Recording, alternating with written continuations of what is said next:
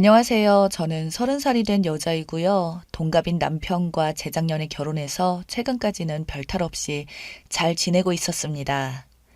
그러다 제가 휴직을 하게 되면서 어떤 탈이 생기다가 결국 남편을 물게 되었어요.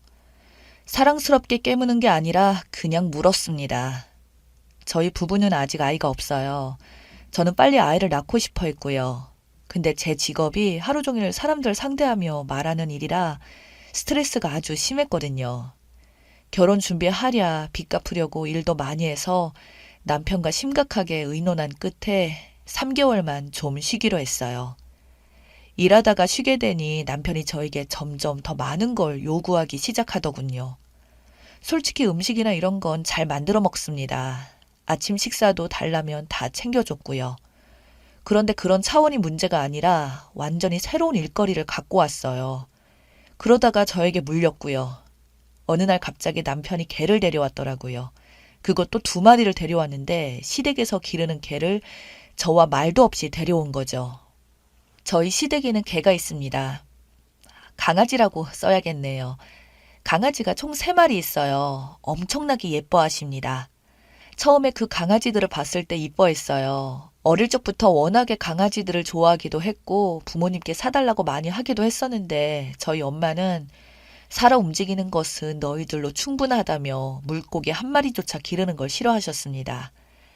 그 마음 이해가 갑니다. 일단 저희 남편은 외동아들입니다. 시어머님은 자식을 많이 갖고 싶어 하셨는데 건강 문제로 외동아들만 키우시게 되었고 그 빈자리를 강아지들로 채우고 계셨어요. 집안이 좀 북적북적한 걸 좋아하신다네요. 조용한 분위기를 많이 싫어하세요. 시댁에 가보면 TV는 늘 틀어놓고 계시고 개들은 뛰어다니고 아주 북적북적합니다. 저도 아이는 많이 낳고 싶다는 생각이라 어느 정도 어머님 마음을 이해하고 있어요. 게다가 제가 시집 오기 전에 아버님이 먼저 세상을 떠나시면서 더 그러셨다고 해요. 원래는 2마리만 키우셨는데 아버님이 떠나시고 나서 그 빈자리가 크게 느껴지셔서 나중에는 1마리를 더 분양받아 키우고 계세요. 주변에서 지인들에게 받았다가 키우시는 것 같았습니다. 그래서 시댁에는 총 3마리가 있어요. 기존에 있던 강아지들은 나이가 좀 있어서 그런지 엄청 조용했습니다. 사람하고 완전 똑같더라고요. 제가 처음 갔을 때 저를 슬쩍 한번 보더니 그냥 TV 보고 있더라고요. 그러다 졸리면 자고 정말 팔자 좋아 보였어요. 막내 강아지는 좀 시끄럽긴 했었고요. 이번에 남편이 데려온 강아지는 막내 강아지가 아니라 원래 있던 나이가 좀 있는 강아지들을 데려온 겁니다. 저와 아무런 상의 없이 시어머님도 저에게 미리 알려주신 적도 없었고 정작 그 강아지들을 봐야 할 사람은 나인데 사전에 아무런 말도 없이 데려왔더라고요.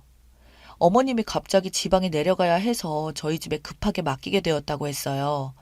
아는 친구분이 이번에 다리를 좀 크게 다치셔서 병문안도 가고 고향 친구 볼 겸 해서 보름 정도 갔다가 오신다고 했고요. 그런 사정인데 저도 뭘 할 수 없었죠. 근데 한 가지 제 혈압이 확 올라갔던 이야기가 있었는데 남편이 지 입으로 술술 하더라고요. 아마 칭찬받는 줄 알았나 본데 원래는 그 2마리 강아지들을 이웃에게 맡기려고 하셨다네요. 거기도 개를 키우고 있고 친분도 있어서 맡기려고 하셨는데 제 남편이 펄쩍 뛰면서 못하게 말렸다고 합니다. 왜 모르는 집에 맡기냐면서 엄청나게 걱정을 했다고 해요. 어머님은 그 모습에 감동하셔서 곧바로 저희 남편에게 개를 맡기신 거고요.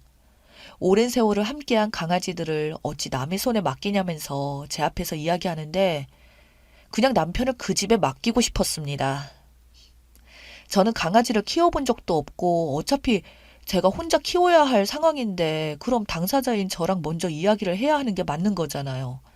근데 저보고 원래 강아지들을 좋아하길래 그냥 데려왔다고 하더라고요. 그때부터 강아지하고 같이 적응했어요. 사람하고 똑같아서 주변 환경이 바뀌면 스트레스를 많이 받는다고 하더라고요. 사료도 잘 안 먹고 똥도 아무데나 싸고 그래서 저는 잘 모르니까 남편에게 자주 연락해서 물어봤는데 짜증을 내더군요.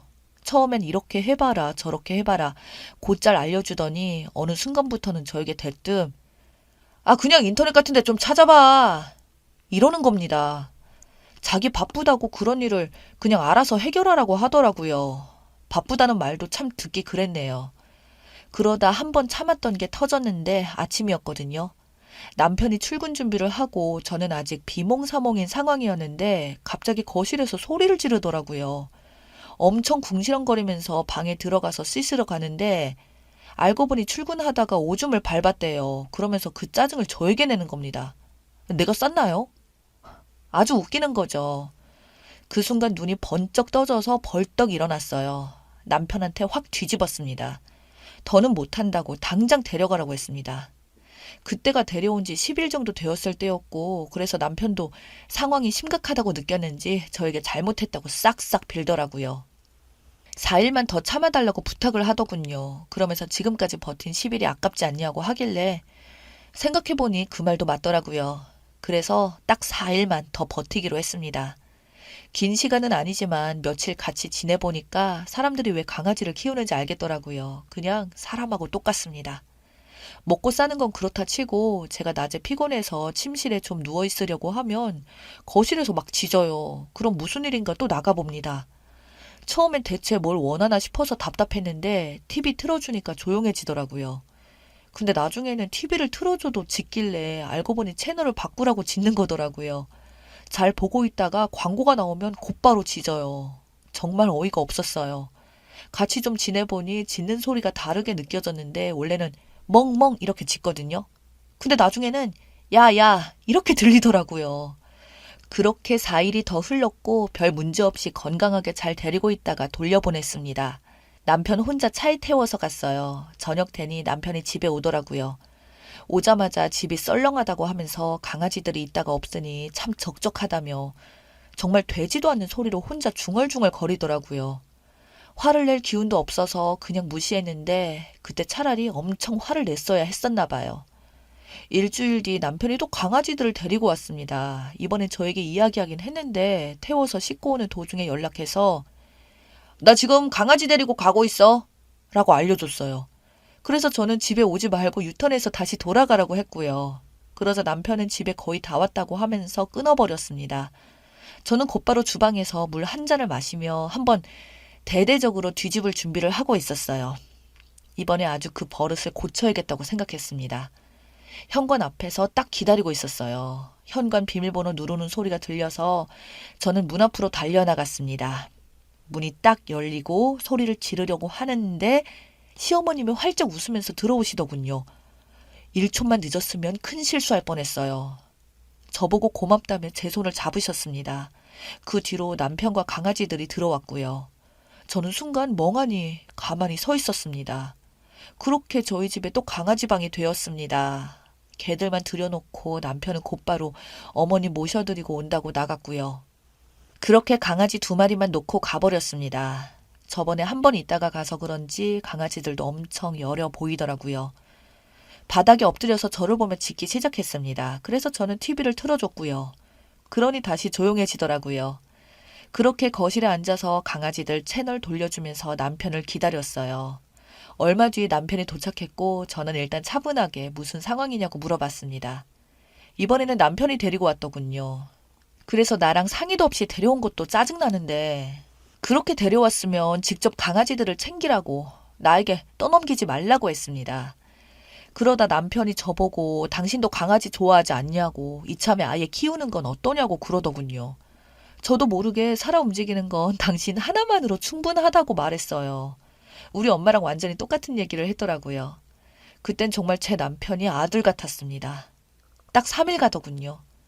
그때까지는 남편이 와서 산책도 시키고 청소도 하고 다 하더니 딱 3일 되니까 피곤하다고 오자마자 드러눕고 예전과 다를 게 하나도 없었습니다.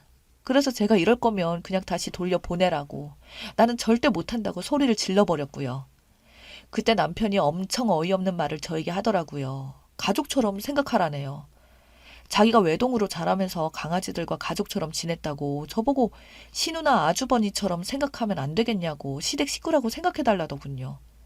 하다 별 되지 않는 소리를 그것도 엄청 진지하게 하는데 시댁 식구라고 여기며 정성껏 보살펴달라는 소리로 들렸어요. 남편이 저렇게 가족 이야기까지 하면서 말도 안 되는 소리를 하길래 저도 똑같이 말도 안 되는 짓을 하기로 결심했죠. 다음날 남편이 퇴근해서 들어오더라고요. 강아지들은 쳐다도 안 보고 피곤하다면서 방으로 들어가 버리더군요. 저는 거실에 앉아 강아지들과 대화를 하기 시작했어요. 개처럼 짖기 시작했습니다. 방에 있는 남편이 깜짝 놀라 뛰어나오더니 저보고 지금 뭐 하는 거냐고 물어보더라고요. 그래서 제가 가족회의 중이라고 했어요. 지금 신우들하고 이야기하고 있으니까 상관 말라고 방에 들어가 있으라고 했어요. 그러자 남편은 제 앞에서 막 웃으면서 알겠다고 회의 잘하라며 들어가 버리더군요. 그 뒤로 남편에게 문자가 오면 멍멍이라고 딱 두 글자만 써서 보냈고요. 그때까지도 남편은 웃으면서 아주 즐겁게 받아주더라고요. 제가 장난치는 줄 알았는지 상황의 심각성을 전혀 못 느끼는 것 같았어요. 그래서 언제까지 그러는지 두고 봤습니다. 주말이었어요. 남편은 늘어지게 푹 자더니 일어나자마자 배고프다고 하더군요. 그래서 딱 1분 만에 밥을 차려줬습니다. 밥그릇에는 사료를 담았고요. 국그릇에는 물을 담아왔어요. 그리고 밥 먹자 하면서 불렀어요. 남편은 식탁을 보자마자 이게 뭐냐며 저에게 짜증을 부리더라고요. 어제 야근해서 힘든데 왜 먹는 걸로 장난치냐고 하길래 그래서 제가 신우들은 좋아하던데? 신우들 나이가 사람으로 치면 50살이 넘던데 어른들 입맛에 맞춰서 차려야지. 그래서 남편은 저에게 고개를 절레절레 흔들며 라면이나 끓여 먹겠다고 주방으로 갔어요. 근데 제가 이미 싹 다 치워버린 상태라 아무것도 없이 텅텅 비어 있었습니다. 그래서 제가 남편에게 이야기했어요. 먹기 힘들면 물에 불려서 줄까? 결국 남편은 편의점에 가서 컵라면 사다가 먹더군요. 제가 옆에서 그랬어요. 앞으로 시누이들이 집에 오면 사료 먹을 생각해? 라고 친절하게 이야기해줬습니다. 그날 저녁 그 사건이 터졌어요. 제가 남편을 물어버렸습니다. 남편이 하루 종일 누워서 핸드폰만 잡고 있더라고요. 강아지들 좀 챙기라고 해도 나중에 한다면서 듣지 않았어요. 역시 말로 하니까 통하지 않나 했습니다. 누워있는 남편에게 다가가서 팔뚝을 잡고 그냥 확 물어버렸어요. 그러자 화들짝 놀라며 벌떡 일어나더군요. 저보고 미쳤냐고 소리치길래 저는 아무 말도 하지 않고 그냥 으르렁거렸어요. 저는 대화를 하고 있었습니다. 그리고 또 침대에 눕길래 제가 다가가 물어버리려고 했어요. 그렇게 결국 남편은 거실 청소를 했습니다. 확실히 그 방법이 잘 통하더라고요. 저녁에 산책 좀 시키려고 했는데 이번에는 침대에 누워 자는 척을 하더라고요. 제가 가까이 다가가자 갑자기 일어나서 산책을 나가더라고요.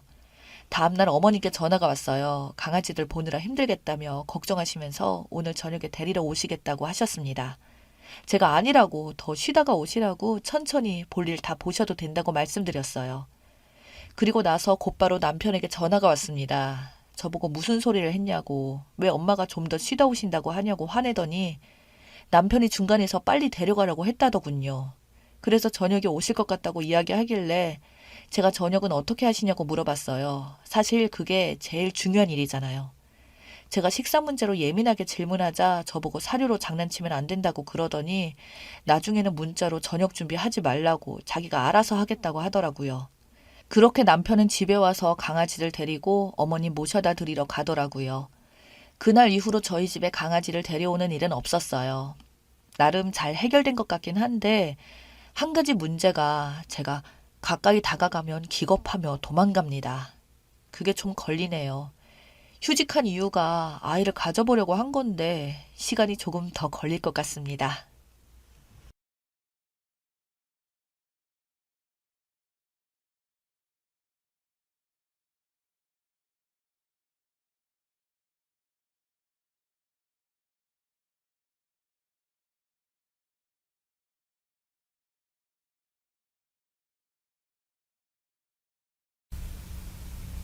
안녕하세요. 저는 31살이고 3년간 연애를 한 남자친구가 있습니다. 아니, 있었습니다. 남자친구는 35살 대기업에 다니고 저는 직장 생활을 하다가 조금 더 안정적인 결혼 생활을 위해 현재 자격증 시험 준비를 하고 있어요. 물론 남자친구도 뒷바라지를 해준다고 했고 시험 통과 후 결혼하기로 약속한 사이입니다. 공부를 시작할 즈음에 남친 회사 감사 기간이 얼마 남지 않은 시점이어서 그동안에 연락 많이 못할 것 같으니 감사 끝나고 자기가 연락을 하겠다고 그렇게 얘기를 했었죠. 그래도 한 달에 한두 번씩 꾸준히 만나고 전화도 종종 하면서 여느 커플과는 다를 것 없이 지냈는데 어느 날 갑자기 연락이 안 오더니 제 번호를 차단했더라고요. 당황스러워서 연락을 해보니 당장 다음 달 5월에 결혼을 한다고 연락이 왔었다고 하더라고요. 상대 여자는 예전에 남친을 자꾸 따라다니던 못생겨서 싫다고 했던 여자였습니다. 남친이랑 같이 있을 때도 전화가 계속 와서 신경이 쓰였는데 카톡 프로필을 보니 정말 못생긴 여자라서 양다리 걸칠 거라고는 생각을 전혀 안 했죠. 그러다가 남친이 연락을 해왔고 만나자고 하더군요. 얼마 전에 상견례를 했다고 합니다. 아, 이게 뭐지? 무슨 꿈을 꾸는 건가? 너무 당황스러웠습니다. 마지막에 만난 며칠 전도 서로 미친 듯이 사랑을 나누고 헤어졌는데 얼마 전에도 카톡에서 사랑한다고 했던 사람이 몇 달 뒤에 결혼한다고 하길래 너무 놀라서 아무 말도 나오지 않았습니다. 남친 어머니가 자궁암 일기 판정을 받아서 투병 중인데 저 공부하는데 방해될까봐 저에게 말을 안 했다고 하더라고요. 남친의 집에 그런 안 좋은 일이 있었는지는 말하지 않아서 전혀 눈치채지 못했습니다. 근데 실비보험 가입된 게 없어서 수술비와 병원비 앞으로 드는 항암 치료비 빚이 거의 5천만 원 정도에 아버님 채무까지 자기가 버는 월급으로는 감당이 안 되는데 그 여자가 어머니 투병에 들어가는 비용을 다 내줬다고 하네요. 자기 엄마가 암으로 스트레스를 너무 많이 받아서 시설 좋은 요양병원에 가고 싶다고 하시는데 거기가 매달 1,000만 원씩 나가니 그 비용을 다 내겠다고 했대요. 여자 쪽 집이 부자라서 여자가 너무 원해서 결혼하면 다 해준다고 했다네요. 그래서 엄마를 살리려면 결혼을 해야 한대요. 그래야 자기 엄마가 산대요. 나와 한마디 상의도 없이 왜 그랬냐고 하니까 너가 돈 해줄 수 있어? 하네요. 그 여자랑 사귄 지 3주 만에 초고속으로 결혼하기로 하고 그 여자네 건물에 있는 예식장에서 결혼하기로 하고 혼인신고부터 하자고 해서 식장 예약하고 바로 혼인신고까지 마쳤대요. 법적으로 다 마치고 나서 상견례는 나중에 하고 저한테 연락을 한 거였죠. 3일 만에 정말 순식간에 결혼식만 남기고 모든 게 끝난 거죠. 그러면서 저한테는 자기야 여보야 하면서 사랑하는 건 너뿐이야. 그 여자랑 결혼해도 불행할 거야. 성형해서 지금은 많이 나아졌지만 아기 나오면 엄마 닮아서 못생길 게 뻔하다고. 생각하기도 싫다고. 이런 상황이 모든 게 너무 싫고 자기도 무슨 일이 어떻게 된 건진 모르겠다고. 갑자기 돈에 팔려가게 되었어 라며 울면서 말하니까 저는 무슨 말을 해야 할지 정신을 못 차리겠더라고요. 뭐라도 해주고 싶고 결혼을 말리고 싶은데 제가 해줄 수 있는 게 아무것도 없었어요.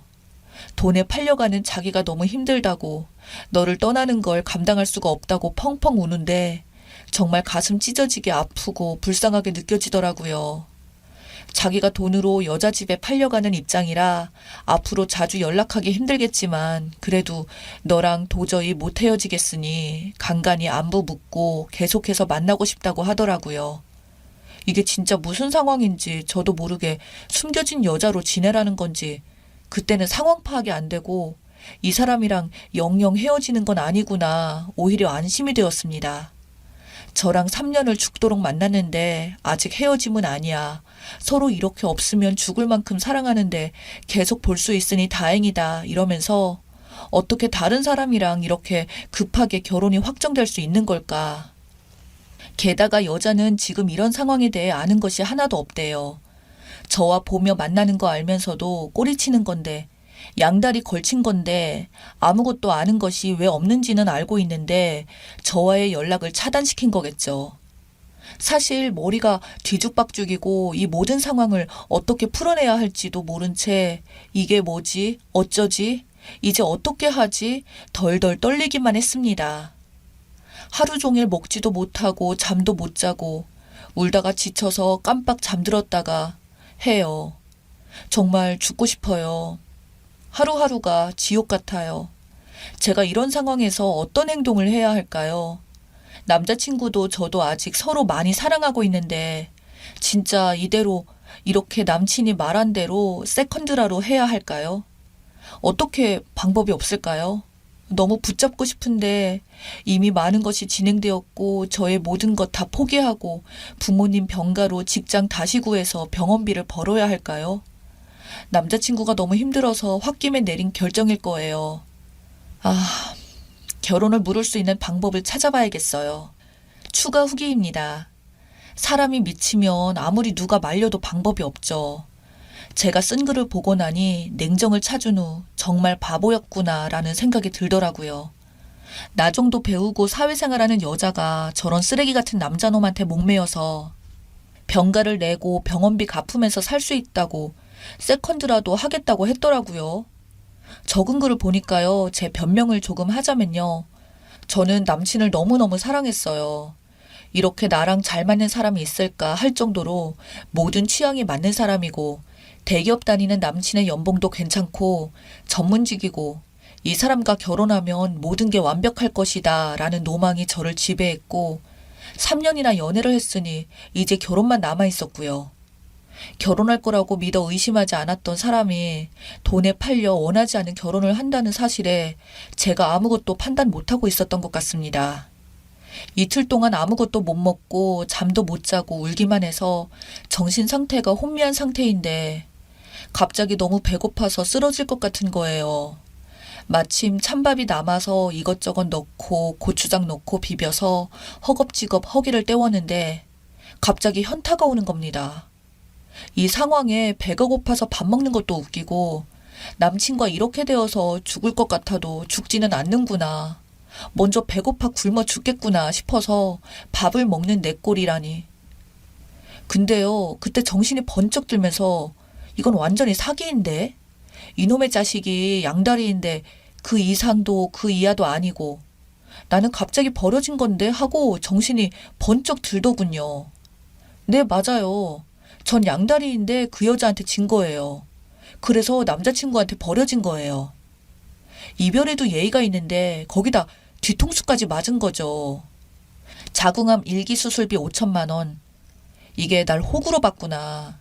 그리고 자궁암 1기였고 우리나라 의료보험에서 암 환자는 자기 부담금 10%인가 5%인가 밖에 안 되거든요. 그리고 결정적으로 초기에 발견해서 다행인 거지 저렇게 호들갑 떨만한 상황이 아닌 거죠. 이거 알아보려고 여기저기 전화도 해보고 뭐 하여튼 실비보험도 없이도 그렇게 부담되는 금액이 아니라는 거죠. 그리고 뭐 요양병원 아무나 가나요? 항암치료 받을 때만 입원하고 그 외에는 통원치료 하더라고요. 요양병원 1,000만 원 나온다고? 하, 그게 대체 어딘데. 야, 이놈아, 네가 뻥을 쳐도 내가 그걸 잊고 있었다니. 그러네, 저놈이 나한테 저렇게 뻥을 치고 연락하고 지내자고 했구나. 결혼하는 여자는 무슨 죄냐고요. 그 여자랑 저랑 전남친이랑 사귀는 거 알면서도 계속 거짓말을 한 거거든요. 그런데도 아무 잘못이 없나요? 거기에서 남친이 저를 속이고 양다리 한 거고요. 그 여자한테도 거짓말을 했겠죠. 나머지 밥을 꾸역꾸역 먹으며 이제 복수만 남았다 분노의 다짐을 했습니다. 카톡을 보냈습니다. 자기야, 나 생각해봤는데 자기가 결혼해도 자기랑 계속 만나고 싶어. 도저히 못 헤어지겠어. 그래도 결혼 전에는 먼저 한번 보고 비밀 지킬 자신 있어. 자기가 지난번 말한 대로라면 그림자라도 좋아. 대신 저번에 했던 말 다시 한번 해줘. 무슨 말? 그 여자랑 결혼하기 싫다고. 얼굴 못생겨서 싫다고. 엄마 병원비 때문에 이용하는 거라 애정이 있을 수 없잖아. 그 여자는 싫고 내가 사랑하는 건 너야. 그래서 결혼해서도 널 옆에 두고 싶은 거고. 이 정도면 됐지? 우리 자주 가는 모텔 거기 먼저 가 있어. 나 처갓집 다녀오면서 연락할게. 내일 모레 결혼한다는 놈이. 그 여자가 조금씩 불쌍해지기도 하더군요. 당연히 모텔은 무슨 모텔. 저는 안 나갔죠. 모텔에 도착했다고 연락이 와서 먼저 씻고 있으라고 했죠. 일부러 시키지도 않았는데 빨리 오라고. 다 씻었다고 카톡이 왔길래 그 여자 전화번호를 찾으며 카톡을 찾아냈습니다. 그날 이후 원피스를 입고 결혼식장에 갔어요. 전남친이 저를 보더니 사색이 되더군요. 소란스러울까봐 큰 소리로 못 내고 안절부절 발을 동동 굴리더군요. 저는 생글생글 웃으면서 축하해 한마디 해주었습니다. 암투병으로 다 죽어갈 것처럼 말하던 전 남친의 어머님은 너무 좋은 혈색으로 손님 맞이를 하고 계시고 부잣집으로 장가갈 아들이 그리도 좋은지 싱글벙글 신이 났었더군요. 역시나 아프다는 엄마는 핑계였던 거죠. 신부 대기실에 가서도 인사를 했어요. 그 신부는 절 알아보고 사색이 되더군요. 결혼 축하한다고 해줬어요. 남의 남친 이렇게 돈으로 뺏어가니 좋냐? 축하해. 천년만년 잘 살길 바래. 너 신랑이 그저께도 모텔 잡아놓고 기다리던데. 내가 그래도 혼인신고도 했고 결혼식도 앞둔 남자랑 자면 안 되겠다 싶어서 안 갔더니 카톡에 불이 났더라. 너 결혼해서 조심해. 저 남자 결혼 약속한 여자친구 있는데도 양다리 걸치다가 결혼 이틀 전에도 바람핀 남자야. 야, 너 줄 테니까 쓰레기 잘 관리하면서 살아라. 하고 손에 봉투 하나 쥐어주고 왔습니다. 보내준 사진까지 선명하게 인화해서 줬습니다. 뒤통수에서 신부가 소리를 지르는 걸 보며 전 남친은 신부 대기실로 뛰어갔고 친구들을 통해서 결혼식이 난장판이 되었다고 얘기를 들었습니다. 조용하지만 엄청난 복수를 한 거죠. 소란스럽지도 않게 혼자서 조용히. 신부가 지른 소리에 놀라서 다들 뛰어왔는데 신랑의 카톡 내용과 사진을 다들 보게 된 거죠. 신부 측 부모님들과 신부 친구들, 친척들이랑 신랑놈이 결혼 전에 바람 피우려고 수작질한 걸 들켰으니 어떤 부모가 그 결혼을 계속 진행하겠습니까? 신부도 그렇고요. 그날 결혼식은 깨졌고 위약금은 신랑 측에서 다 위자료까지 물게 되었나 봅니다. 여자 쪽에서는 혼인 무효 소송 중이라고 들었습니다. 저도 전 남친이 집으로 쫓아오면 험한 일 당할까봐 이사 가려고 집을 내놓고 본가에 내려왔습니다. 여기는 모르거든요. 애초에 돈이 그렇게 좋으면 나랑 깨끗이 정리하고 나랑 했던 결혼 약속을 취소를 했어야지. 한마디로 한심한 남자였어요. 읽어주셔서 감사합니다.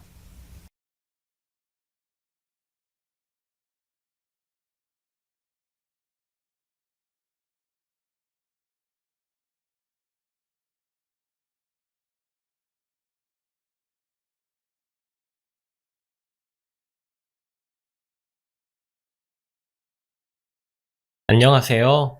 행복할 줄만 알았던 저의 결혼 생활이 참담한 결과를 가져왔습니다. 여러분의 조언이 필요합니다. 지금 제가 결혼한 지 3년도 안 됐는데 벌써 이혼 운운하는 게 맞는지 정말 힘이 듭니다. 먼저 전 31살의 평범한 중산층의 이남 일녀의 막내딸이고 남편은 32살 똑같이 평범한 중산층의 이남 중 첫째입니다. 연애 2년 할 땐 참 좋았는데 결혼하고 나니 정신적으로 너무 힘이 드네요. 제가 나약해진 건지 아니면 결혼이라는 현실이 정말 이렇게 힘든 건지 모르겠습니다. 친정은 결혼 3년 동안 10손가락 안에 꼽을 정도밖에 안 갔는데 그것도 신랑 없이 나 혼자 간 적도 있는데 시댁은 10손가락, 10발가락 다 써도 셀 수 없을 만큼 많이 갔습니다. 그렇다고 시댁이 가까운 건 아닙니다. 차로 2시간 거리고요. 오히려 친정은 30분 거리에 있습니다. 제가 너무 힘들어서 새 언니들한테 언니들도 친정, 아니 새 언니들한테는 시댁인 우리 엄마랑 아빠가 힘들게 하냐 묻기까지 했더랬죠. 큰언니가 저한테 시댁 스트레스는 없지만 아무리 잘해줘도 시댁은 시댁이라고 하더라고요.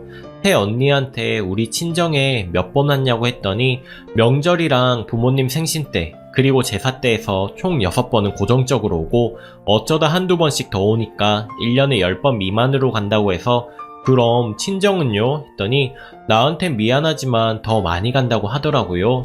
나는 그 반대라고 하면서 엉엉 울었습니다. 새언니가 토닥여주면서 남편이랑 잘 상의하라고 했는데 전혀 갱생의 의지가 없습니다. 친정 가면 불편하다는 제스처는 기본에 우리 엄마가 뭐라도 먹으라고 내주면 쳐다도 안 봅니다. 성격 자체가 서글서글하게 하기 힘들면 기본은 해야 하는 것이 도리인데 제가 옆에서 무안할 정도입니다. 우리 아빠 약주 좋아해서 한잔하자고 하면 전 술 안 먹습니다 하면서 혼자 폰게임만 하는 인간이고요. 그럼 제가 눈치가 보이고 아빠한테 미안해서 제가 아빠랑 반주를 합니다. 그것 때문에 2번이나 싸웠고요. 나는 시댁 가면 맘에 안 들어도 비위 맞추는데 넌 고작 몇 시간 그 정도 기분도 못 맞추냐? 했더니 너도 하지마 이런 식입니다. 말을 해도 대화조차 안 통해서 엄청 싸웠고요. 그래서 이번 시아버지 생신에 시어머니가 미역국 끓여서 가져오라고 했는데 보란듯이 회사 근처에 국 전문점에서 사서 갔습니다. 시댁 가서 케이크 자르고 하는데 저 형식적으로 생신 축하드려요 하고 멀뚱한 표정으로 밥 먹고 영혼 없는 거 티냈고요. 항상 그렇듯 시댁에서도 설거지하고 식탁 의자에 앉아 핸드폰을 만지작거렸습니다. 시어머니가 저한테 뭐 하는 거냐고 역정내시길래 태연하게 저 할 일 있나요? 없으면 집에 가도 되나요? 내일 출근해야 되는데 너무 피곤해서요. 했더니 어른들 앞에서 말 싸가지 없게 한다고 언성을 높이시더라고요. 그 바람에 시아버지가 나오라고 하면서 저 훈계한답시고 무릎 꿇고 앉으라고 해서 무릎을 꿇어 본 적도 없을 뿐더러 제가 뭘 그렇게 잘못했냐고 했더니 어른들한테 말을 싸가지 없게 한다는 겁니다. 친정에서 그렇게 배웠냐고 너희 부모 욕먹이는 거라고 일장연설을 늘어놓으시길래 일단 다 들었습니다. 그 소리 다 할 동안 남편이란 놈은 도련님이랑 절 째려보는 듯한 표정으로 있었고요. 지난 일들이 스쳐가면서 서럽더라고요. 그래서 제가 그랬습니다. 그렇게 가정교육 운운하시면서 어찌 아들은 그렇게 키우셨냐고. 그 말 끝나기가 무섭게 뭐라고 하시기에 제가 말을 다 한 다음에 하셨으면 좋겠다고 저도 아버님 말 다 끝나길 기다렸다 하는 거라고 했더니 어디 한번 해봐라 하시길래 저 사람은 저희 집에서 손 하나 까딱 안 한다. 난 시댁에서 밥하는 거부터 시작해서 설거지까지 하고 주변 정리도 하는데 저 사람은 핸드폰에 미쳐서 우리 아빠가 같이 대화 좀 하자고 해도 절대 안 한다. 그건 예의가 있는 거냐? 우리 부모님이 사이만 오면 눈치를 보고 잡을 안 석이시다. 이거 가지고 하소연도 해보고 화도 내봤지만 오히려 당당한 사람이 저 사람이다. 그래서 저 사람이랑 엄청 싸웠다. 그리고 저한테 한다는 말이 저 사람은 저보고도 시댁 가면 일하지 말라고 했는데 저는 우리 집에서 그렇게 안 배워서 일단 왔으니까 내 할 일을 하는 거다. 하지만 난 오고 싶지 않았다 했습니다. 내 표정 보고 뭐라고 하셨는데 친정 가면 저 사람 표정은 완전 썩었다고까지 했습니다. 시아버지가 그런 식으로 할 거면 오지 말라셔서 그럼 앞으로 저는 안 오겠다고 했습니다. 그랬더니 남편 보고 우리 친정도 가지 말라고 시어머니가 말씀하시길래 저도 원하는 바라고 저 사람 때문에 친정에서 눈치 보는 거 짜증났는데 서로 각자 집으로 가겠다고 말씀드리고 짐 챙겨서 나오려고 했습니다. 그때 남편이 소리치면서 지금 뭐 하는 거냐고 하더라고요. 너보다 덜한 거 같은데 최소한 우리 아빠 엄마는 네가 그따위로 행동해도 잔소리는커녕 네 눈치 보기 바빠서 당신들 제대로 못 드셨는데 시아버지랑 시어머니는 아니잖아.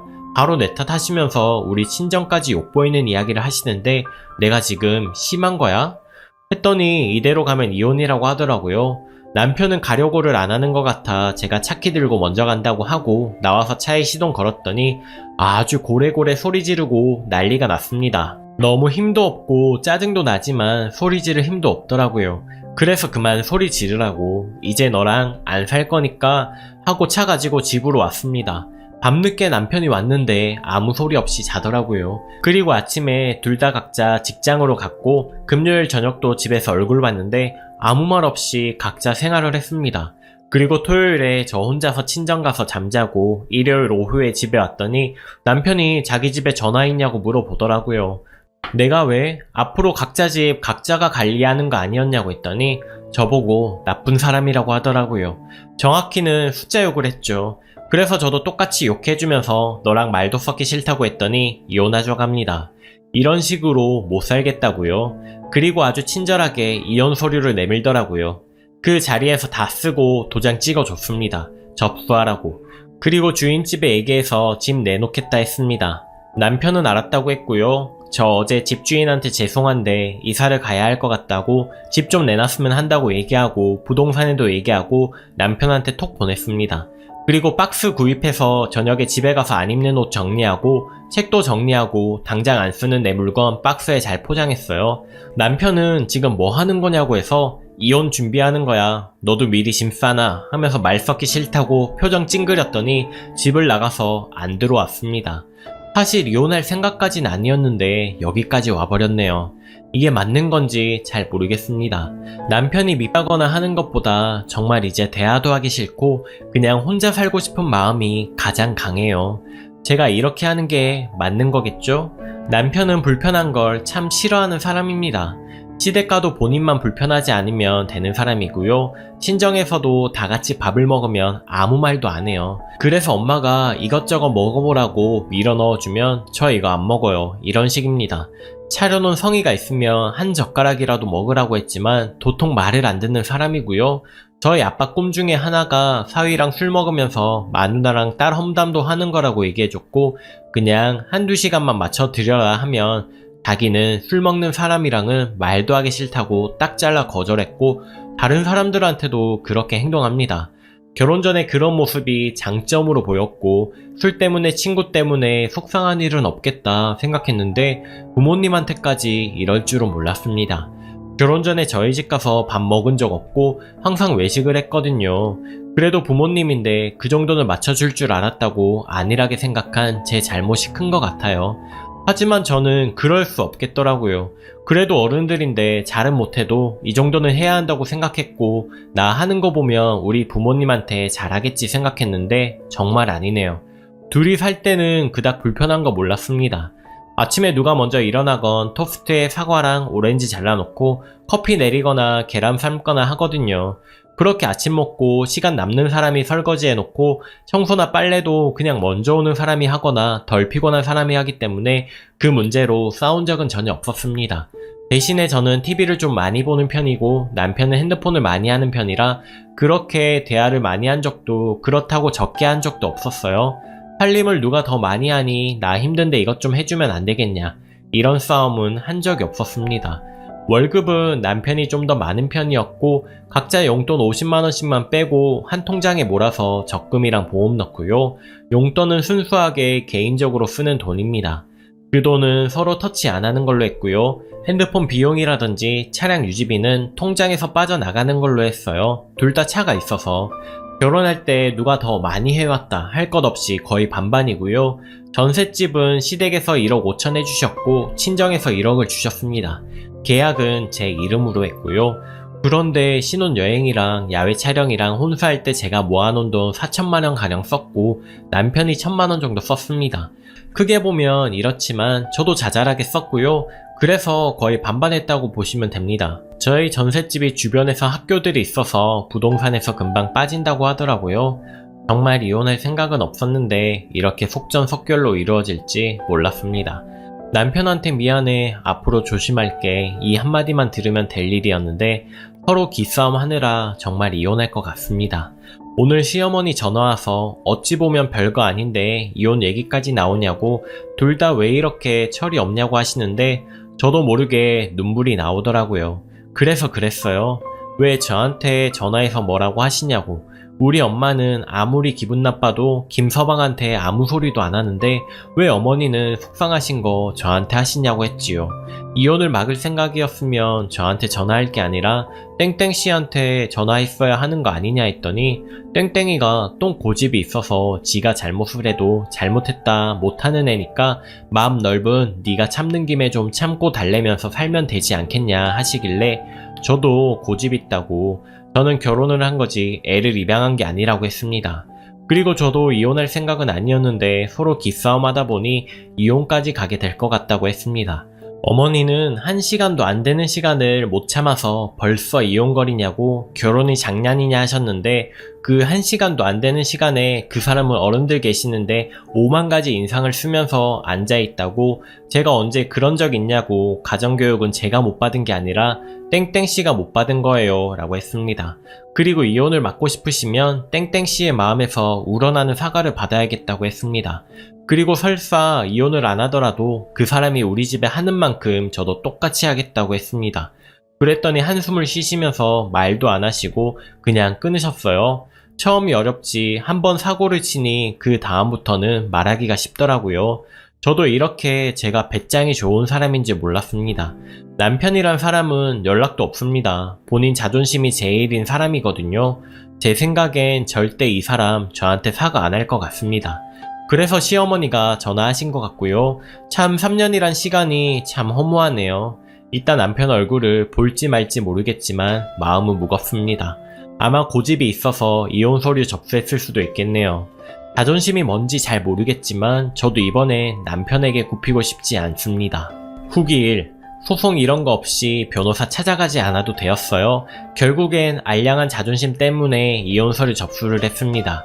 이 사람은 저랑 이혼할 생각이 없구나 생각이 들었어요. 하지만 저희 부모님한테 하는 행동은 고쳐야 했기 때문에 제가 먼저 사과는 안 하리라 마음을 먹었어요. 그래서 일부러 부동산에서 집 보러 온다 하면 이 사람한테 전화하라고 했어요. 좀 느껴보라고요. 저희 집이 주변에 교육적인 여건 때문에 집이 의외로 잘 빠진다고 했어요. 거기다 전세라서 더더욱이요. 부동산엔 저희가 낮에 사람이 없으니 저녁에 오셔야 집 볼 수 있다고 했더니 집 보러 온다는 전화가 남편한테 갔었나 봐요. 내내 말도 없던 사람이 3, 4일 정도 지나서 얘기 좀 하자고 하더라고요. 뭐가 문제냐고요. 그래서 나한테 사과해라. 난 최소한 당신이 낳아주신 부모님이라서 내가 짜증이 나도 힘들어도 티 안 내려고 했고 부모님 말씀하시는데 내내 했는데 당신은 내 부모님들에게 조금 더 예의를 찾아볼 수 없다. 또한 당신 부모님 집에 가는 횟수와 우리 집 가는 횟수를 동등하게 했으면 좋겠다. 하면서 일단 나한테 미안하다는 사과가 뭔지 아니냐고 진심을 다해서 나에게 사과를 하라고 했습니다. 제가 바보였더라고요. 이 사람 저한테 그렇게 자존심 부리고 싶었던 건지 지금 어린아이 혼내냐 하면서 뭘 진심으로 사과하고 말고가 어딨냐고 하는 겁니다. 자기가 장인 장모님한테 뭐라고 하기를 했냐고 뭘 그렇게 죽을 죄를 지은 것도 아닌데 진심의 사과? 이러면서 아주 가지가지 한다고 하더라고요. 그리고선 일단 제가 와이프로서 제대로 못한 것 며느리로서 제대로 못한 것에 대한 사과를 진심으로 하면 자기도 사과하는 걸 생각해 보겠다고 하는데 진짜 말이 안 통했습니다. 제가 그만하자 하니 앞으로 서로 각자 집에 안 가면 되는 거 아니냐고 앞으로 시댁하지 말라고 그럼 너도 스트레스 안 받을 거 아니냐 하더라고요. 제가 난 고아도 아니고 내가 행복하게 사는 모습 부모님한테 보여드리고 싶은데 당신이랑은 아닌 것 같다고 했습니다. 말대로 지금이야 이렇게 살면 서로 불편하지 모르겠지만 애가 태어나면 어떻게 할 거냐 했더니 그건 그때 생각해보자고 하는데 말인지 방구인지 저는 싫다고 했고 고작 나에게 사과하고 우리 부모님한테 하는 게 당신에게 고통이라면 그냥 이혼하자 했더니 저보고 후회할 짓 한다면서 가방에서 서류를 주더라고요. 그러면서 내가 하자고 했으니 나보고 서류 내라고 해서 법원에 같이 가야 하는 거잖아 했더니 그런 것도 알아봤냐 하더라고요. 그래서 가족관계 증명서랑 혼인관계 증명서 떼어오라고 점심때 시간 내서 내려가자 했더니 알았다고 나중에 후회하지 말라고 하고 또 나가더라고요. 제가 톡으로 몇 시쯤 나올 수 있는지 정확히 얘기해달라고 하면서 주말에 재산이나 이런 건 어떻게 해야 할지 상의해야 하니까 주말엔 집으로 오라고 보냈습니다. 그리고 금요일 법원에 가서 접수했고 참 요즘엔 상담도 해주더라고요. 상담에도 별반 다를 건 없지만 숙려기간 끝나고 구청에 신고하러 가면 되네요. 이 사람이 신고 안 할 것 같아서 제가 신고한다고 하고 이 사람 도장이랑 신분증이랑 제가 일단 다 받아놨습니다. 그래도 저는 미련이 남더라고요. 혹시나 사과할까 하는 마음이요. 그리고 주말에 얘기했어요. 통장이랑 보험이랑 다 내놓고 현금은 반반 가져가는 것으로 하자고 했고 집에 있는 물건은 서로 필요한 거 반씩 가져가자고 했습니다. 이 사람은 팔짱 딱 끼고 어디 더 해봐라 하는 표정으로 듣기만 했고요. 진짜 그놈의 자존심이 뭔지 먼저 대화를 하려는 의지 자체가 없어서 저한테 할 말 없냐고 하니까 네가 있을 것 같은데 한번 해봐 이러더라고요. 그럼 집이랑 돈이랑 해결했으니까 짐은 반반씩 필요한 거 절충해서 가져가는 걸로 하자. 나한테 할 말 없어? 없는데? 내가 아니라 네가 할 말 있는 것 같은데 한번 해봐. 없어. 그럼 집 나갈 때까지 내가 안방 쓸 테니까 당신이 다른 방 써. 내가 왜? 내가 이혼하자고 했어? 알았어. 그럼 내가 다른 방 쓸게. 그럼 된 거지? 난 네가 하자는 대로 한 거야. 뭘 물어? 내가 하자는 대로 했으면 이혼까지는 안 갔겠지. 사고는 네가 치고 지금 나보고 원인 제공했다고? 아주 마음대로 갖다 붙이네. 그만하자. 어차피 이혼 서류 접수한 마당에 뭘 또 얘기하겠다고. 내 집 옮겨야 하니까 그만해. 그리고 안방에 들어가서 화장품이랑 속옷이랑 이것저것 챙겨서 방을 옮겼고, 그날 밤에 남편이 정말 술을 먹은 건지 먹은 척 하는 건지 모르겠지만 제 방에 들어와서 잠자리를 하려고 하길래 제가 지금 너 나랑 장난하냐고 했더니 사람 뭘로 봤냐면서 불같이 화를 내고 나가더라고요. 그리고 일요일 저녁에 시부모님이 오셨더라고요. 얘기 좀 하려고요. 그리고 남편이랑 저랑 같이 얘기하자고 해서 전 싫다고 했습니다. 얘기하시려면 남편이랑만 얘기하라고 했어요. 저도 친정 부모님이랑 얘기하러 가야 한다고 했더니 결혼이 일륜지대사를 우습게 생각하지는 말라고 하면서 서로 이해하면서 살면 되는 건데 왜 꼭 이혼까지 생각하냐고 해서 그 말은 저한테 해야 할 게 아니라 저 사람한테 해야 하는 거라고 했더니 시어머니가 남편이 지금 미안하게 생각하는데 방법을 몰라서 못하는 거라고, 앞으로 보면 변할 거라고 하더라고요. 그래서 그 방법을 모르는 것 같아서 가르쳐 줬는데 안 하는 거라고 저한테 말을 할 생각하지 마시고 저 사람한테 말하라고 했더니 남편이 참 대단하신 분이고 아주 똑똑하신 분이니 알아서 했겠지 하고 나가더라고요. 시어머니는 정말 아무 말도 없으시다가 네 어머니는 지금까지 잘 살았다고 한마디 하셨는데 저 아무 말도 안 했고 시어머니가 저한테 대화 좀 해보자고 했는데 지난번에도 말씀드렸다시피 우리 부모님은 김서방한테 아무 말도 안 하는데 제가 왜 시부모님 말씀을 들어야 하냐면서 안 듣고 싶다고 했습니다. 그리고 제 방에 와서 그냥 누워서 폰을 했습니다. 좀 이따 시어머니가 가신다면서 제 방문을 열었고 전 폰하고 있다가 현관문까지 나가서 인사드렸더니 시아버지가 어른이 왔는데 찌릿하시길래 제가 아버님 아들은 저보다 더한 행동도 했어요. 그래도 우리 부모님 앞에서 기분 나쁘단 표정도 안 하셨으니 아버님도 저한테 그만하세요 라고 했습니다. 어머님이 아버님 등 떠밀면서 가시더라고요. 그리고 4일이 지났고 그 사이 집 보러 왔던 분 중에 한 분이 계약한다고 부동산 통해서 연락이 왔고 2달 좀 지나서 이사 날짜가 정해졌습니다. 그게 다예요. 나중에 확실하게 서류 접수까지 끝내면 최종적으로 올리겠습니다. 절대 변할 수 없는 건 변하지 않더라고요. 서류 접수 완전히 끝내면 친정 부모님한테 말씀드려야 하는데 걱정부터 앞서네요. 보기 2. 제 마음이 진정이 되었고 이 남자랑은 도저히 안 되겠다는 결론이 들어서 구청에 서류 내고 최종 이혼이 되었습니다. 저는 지금 친정에 와 있는 상태이고요. 이 사람이 그 뒤로 계속 술 먹고 집에 들어오더라고요. 술 먹은 사람 싫어하는 사람인데요. 그러면서 우리 사이에 문제가 하나도 없었는데 그렇게 해야만 했냐고 하면서 한 소리 하기도 하고 자기가 도대체 뭘 그렇게 잘못했냐고 다들 그렇게 하는데 보기 싫으면 앞으로 안 하면 될 거 아니냐고 하기도 했어요. 아침에 일어나서 아침 꼬박꼬박 차려주고 커피도 내려주고 했어요. 내가 좀 심했나 싶기도 하고 정말 마음이 왔다 갔다 했습니다.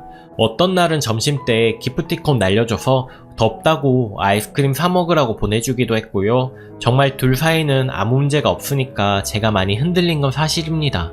저 이러다간 안 될 것 같아 친정에 가서 부모님들이랑 오빠한테 저 이혼하고 왔다고 조만간 정리할 거라고 말씀드리니 엄마가 왜 그러냐고 바람을 폈냐? 아니면 맞았니? 하시길래 엄마 아빠를 무시하는 것 같아서 근데 갈수록 더 했으면 더 했지 덜 하지 않을 것 같다고 나중에 나도 애 낳고 살아야 하는데 엄마 아빠가 그 사람 눈치 보는 거 내 아이한테 보여주는 것도 싫고 도저히 고쳐지지 않을 것 같아서 이혼한다고 하면서 울었습니다.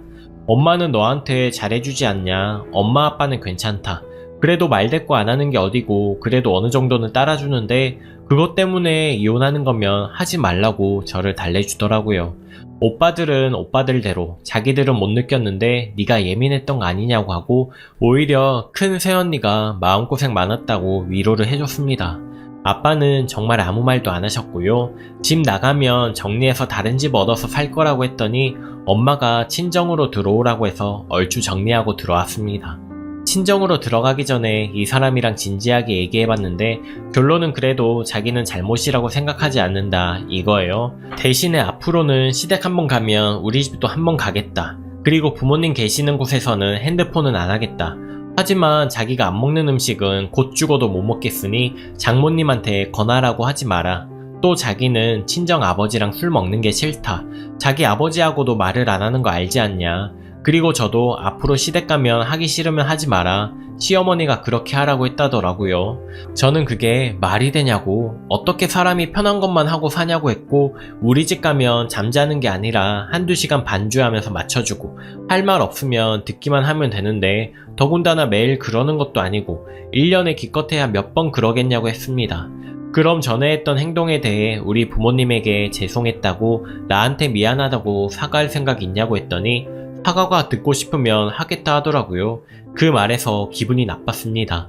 자기는 잘못을 안 했는데 내가 사과하라고 하니 이혼하기 싫어서 사과하겠다는 말로 들린다고 했더니 말꼬리 잡고 늘어지지 말라고 하더라고요. 그러면서 결혼이라는 것은 부모와 떨어져서 독립한 거라고, 앞으로 우리는 인생을 설계하면서 살면서 다른 사람 눈치도 많이 봐야 하고 힘들게 살 일이 많은데 부모님 만나면서 격식 그런 거 다 따져봐야 되냐고, 그렇게 격식 따지면 2번 할 거 1번밖에 안 간다.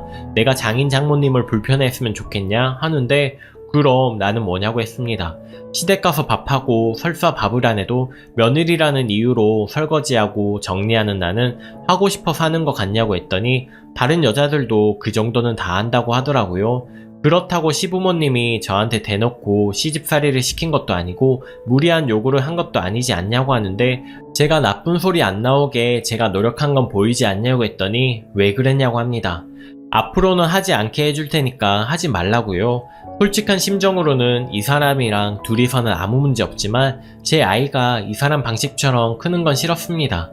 그래서 나랑 당신이랑 안 맞는 것 같다고 하고 제 짐 챙겨서 친정에 가 있겠다 하고, 저는 친정으로 가기 때문에 많은 물건이 필요할 것 같지 않은데 필요한 거 미리 챙기라고, 그리고 필요 없는 거 말해달라고 했습니다. 제가 가져가든 중고로 내놓든 한다고요. 이 사람이 저한테 참 잘나고 똑똑해서 좋겠다고 알았다고 하면 이런 여자인 줄 알았으면 결혼 안 했다고, 애 없는 게 다행이다 하면서 아주 강력하게 자기도 저 같은 여자랑 못 산다고 하더라고요. 이게 다입니다. 저는 친정에 와서 회사 다니고 있고요. 친정 엄마는 저한테 대놓고 뭐라고는 안 하시지만 제가 잘못한 것 같다 이러시는 것 같아요. 살면서 그 정도 잘못 안 하는 사람 어딨냐고 간간히 말씀을 하시네요. 제가 예민했던 걸까 싶기도 하고 잘했다 생각도 들고 그런 생각이 듭니다. 이 사람이랑 한 집에 있을 때 많이 흔들리기도 하고 머릿속이 엄청 복잡했는데 친정 오니 그런 생각도 없어지긴 했습니다.